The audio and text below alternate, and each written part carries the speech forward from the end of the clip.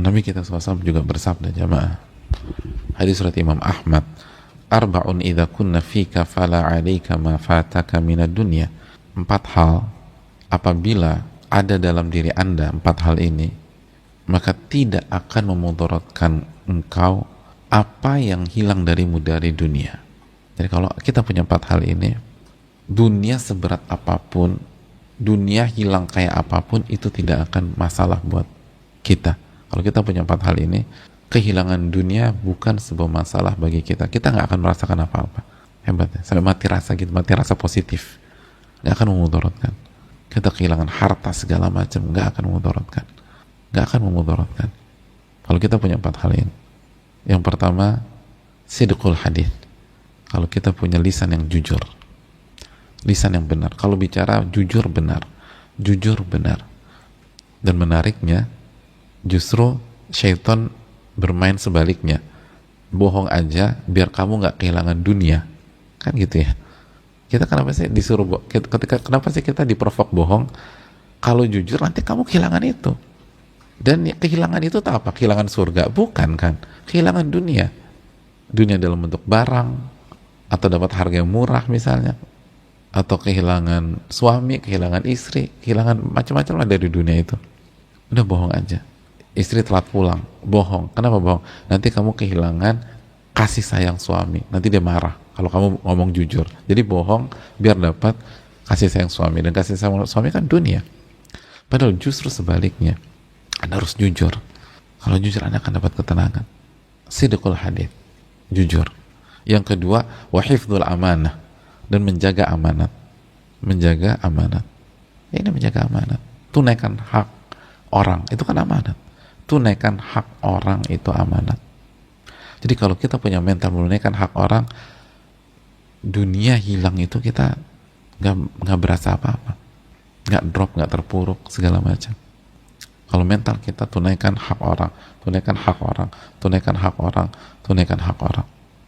Yang ketiga, wahifdzul khuluq, wa husnul khuluq, akhlak yang mulia. Kalau kita punya akhlak yang mulia, kita nggak akan merasakan itu. Dan yang terakhir, wa iffatu mat'am, dan makanan yang baik, yang terhormat, artinya yang nggak haram setelahnya. Makanan yang baik, karena makanan mempengaruhi. Uang haram itu mempengaruhi jamaah. Uang haram itu mempengaruhi kegalauan, paranoid, ketakutan, dan seterusnya. Itu jangan pernah lupa. Jadi kalau kita dikasih tahu bahwa yang pekerjaan kita haram, itu bersyukur sama Allah, lalu bersyukur sama ustadznya. Karena itu kuncinya kita nggak tenang, kita ketakutan, kita galau ketika ada sesuatu. Ini yang perlu kita camkan. Dan poinnya adalah hifdzul amanah, amanat. Nah, Nabi SAW diamanati emas, itu kan amanah.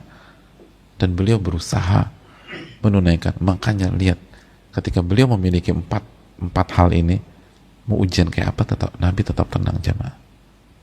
Beliau harus hijrah dari Mekah, tanah airnya tenang. Tenang beliau.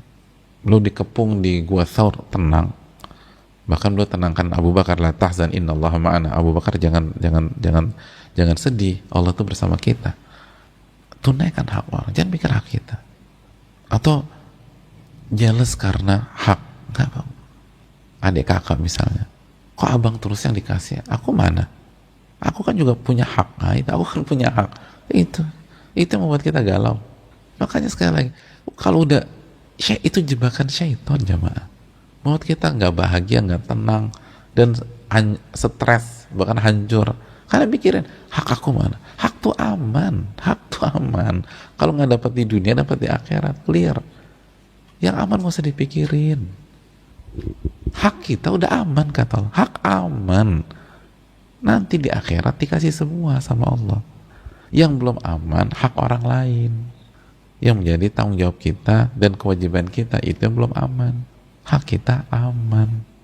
Setiap hari, setiap saat mikirin hak terus.